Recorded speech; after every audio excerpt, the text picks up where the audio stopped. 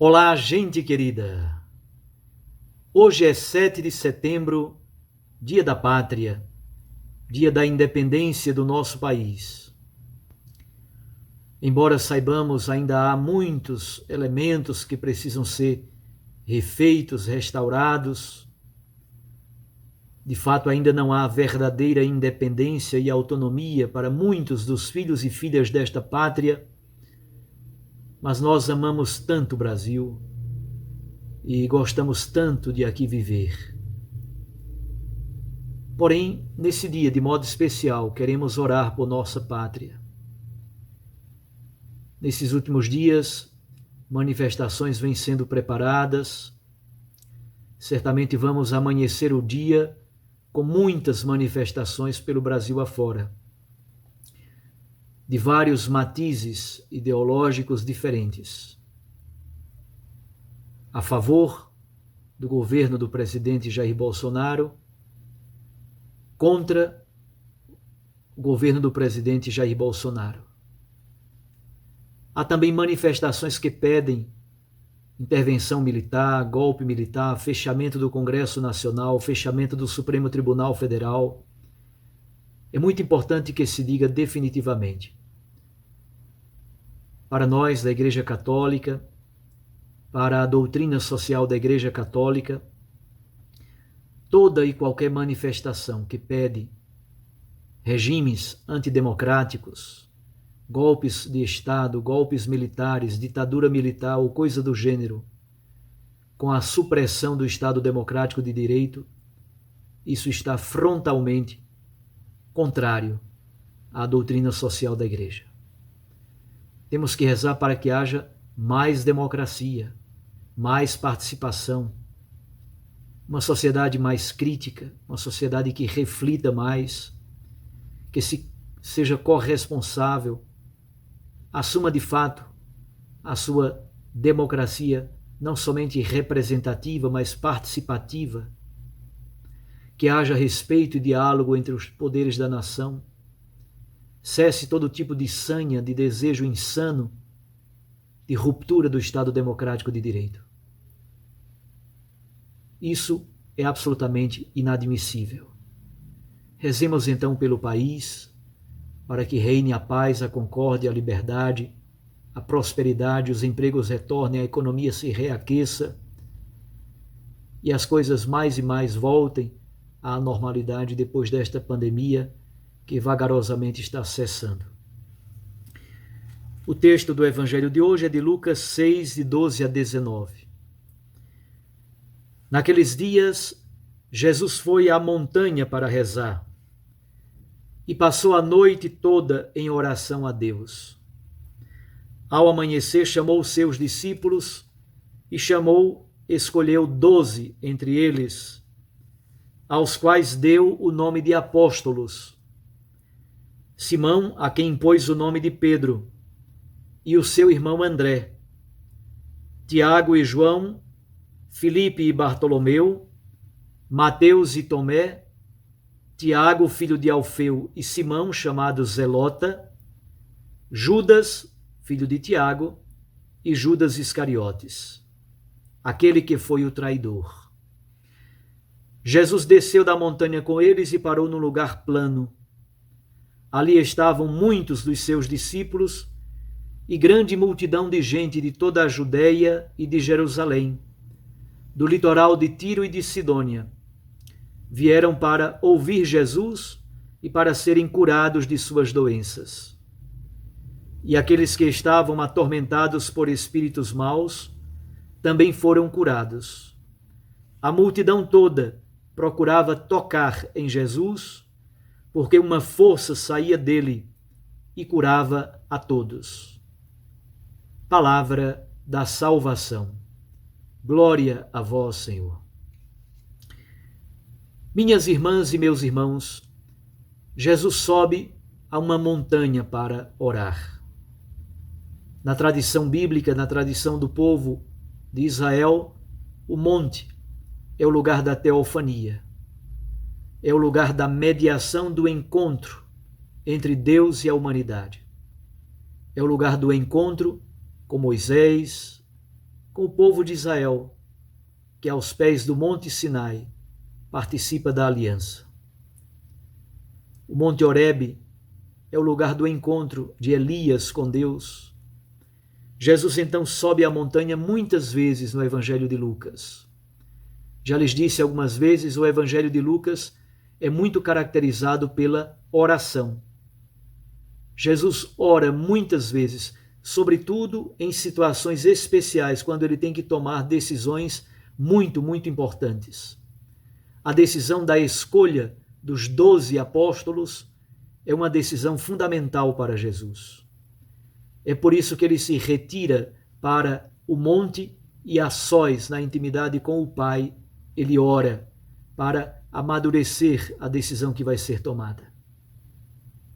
Jesus passa a noite toda em oração e dentre todos os seus discípulos, ele escolhe 12. Com certeza este número é simbólico e representa as 12 tribos de Israel. É um modo de dizer, está nascendo um novo povo. O povo de Deus do Novo Testamento é o novo Israel, é o novo povo de Deus, as novas tribos que dão origem a um povo novo, marcado pela graça e pela fé no Filho de Deus. Jesus chama estes 12 homens de apóstolos. Enquanto a palavra discípulo significa aquele que aprende com um mestre, aquele que segue um mestre, apóstolo provém do verbo grego que significa enviar. Apóstolo significa enviado, isto é, missionário. Os apóstolos são aqueles que participam da mesma missão do seu mestre e também eles são enviados em missão. Lucas dá a lista. Não há grandes surpresas. Simão Pedro e André, filhos de Jonas ou de João, eles são de Betsaida, mas moram em Cafarnaum. Depois Tiago e João, filhos de Zebedeu. Estes 4 tinham uma espécie de cooperativa, de pequena empresa de pescaria no Mar da Galileia. Depois Filipe e Bartolomeu. Ele tem outro nome que é Natanael. Filipe, Natanael ou Filipe e Bartolomeu. Mateus e Tomé. Mateus também tem outro nome, Levi. Então Mateus e Levi parecem ser a mesma pessoa. Tiago, filho de Alfeu, que, para diferenciar do outro Tiago, filho de Zebedeu, o primeiro Tiago, filho de Zebedeu, é chamado de Tiago o maior, enquanto Tiago, filho de Alfeu, é chamado de o menor. Esse Tiago, filho de Alfeu, muito provavelmente era parente de Jesus. Simão, apelidado de o Zelota, não se sabe ao certo se ele era do partido dos Zelotas, um grupo que queria fazer a revolução armada contra o Império Romano. E por último, os 2 Judas. Judas, filho de Tiago, que nós conhecemos como São Judas Tadeu, e Judas Iscariotes, que foi o traidor. Jesus então desce da montanha com os 12 para numa planície. E no Evangelho de Lucas, aquilo que lá em Mateus é o sermão da montanha, no Evangelho de Lucas é o discurso da planície. Ali está uma grande multidão e Jesus começa um discurso na planície, não somente para os seus discípulos, agora para o grupo dos 12 apóstolos, mas também para uma grande multidão. Esta multidão, Lucas parece não conhecer muito bem a geografia de Israel. Ali se diz que esta multidão veio da Judeia e de Jerusalém. Um pouquinho estranho, que Jerusalém está na Judeia. E também veio de Tiro e de Sidônia, no litoral do Mediterrâneo. Parece ser informação de alguém que não conhece bem a geografia de Israel. Essa multidão procura Jesus para quê? Para ouvi-lo, para ouvir a pregação da palavra de Deus e também para ser curada das suas enfermidades. os espíritos maus são expulsos, as pessoas querem pelo menos tocar na barra da túnica de Jesus, porque de Jesus sai uma força e todos ficam curados. O importante é purificar estas motivações, porque muitas vezes vêm a Jesus simplesmente porque encheram a barriga, receberam algum favor, alguma cura, algum sinal maravilhoso.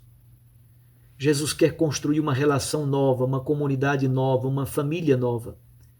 Está se formando esta nova família, agora com os 12 apóstolos, com os outros discípulos e discípulas e com as multidões que procuram Jesus para escutá-lo e para receberem os seus favores.